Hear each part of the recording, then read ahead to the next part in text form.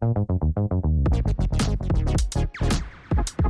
is the case for you, but with the sustainability, Yeah. hopefully, because people will want the replication, like they want the same coffee over and over again, that is what will make them more sustainable. Yes. It's an extreme kind of interpretation of the quote, but it will be driven by the fact that they want the same thing, and it just so happens that sustainability is how they will achieve it. Yeah. Very much so. But it's also like our customers, like I was always nervous that they would want to try things, but they love it when the same familiar coffee comes back. It's like there's always been that view of like I want the coffee and the wine industry. I always refer back to this. It's like, you know, I'm in mid-30s, so I wasn't really drinking wine in the late 90s, early 2000s, but like that was like peak snobbery in the UK, like this, you know, like TV and tasting notes. And I think that the coffee industry was there really when I started, and it was like new, exciting, hard to approach, hipster. But actually it's like it's gone through that growth phase now into maturity, and actually people are looking for different things in their coffee, and they're also looking for different things in their purchasing. So you say out of the greed of the baker and out of the greed of the butcher, I think that the coffee industry has 100% been there, probably on an even more greedy level deep down historically. But I think that won't cut it in the future. You know, people want to know where their produce is from. They want to know how people are being treated, and they will spend a considerable amount more money for things that tick what they're looking for in a product.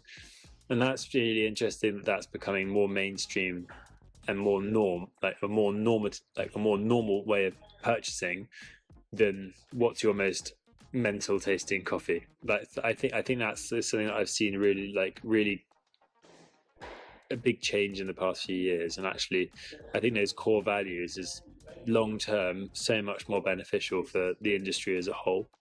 But it's also so much more beneficial for like consumer understanding, and also so much more beneficial for like happy customers, because they're going to get consistent results they're happy with, and they feel positive about what they're buying, as a feeling like, oh, I didn't know how that tasted right, I didn't quite get that right, I don't know if I'm tasting lavender and Parma violets and I don't know, cedarwood, like. But if they're getting something different from their coffee and they're feeling positive about the impact they're having, I think that's far better. Yeah, and I also think that it's fine for things to occasionally go too far a little bit, as long as they overcorrect to where they should be.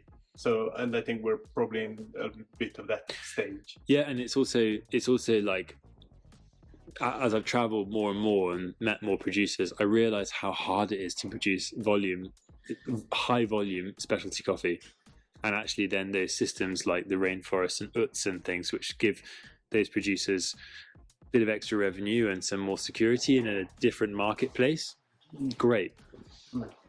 So good. So much work will go into producing 40 bags of 86 point coffee that you could produce 2-3 containers worth of conventional coffee that's certificated, and there's a buyer for it who will pay you the money today. And actually and they're not going to come and be like, oh well, yeah, I'm not getting as much mango as this. And actually that's really important to not overlook. It's like that's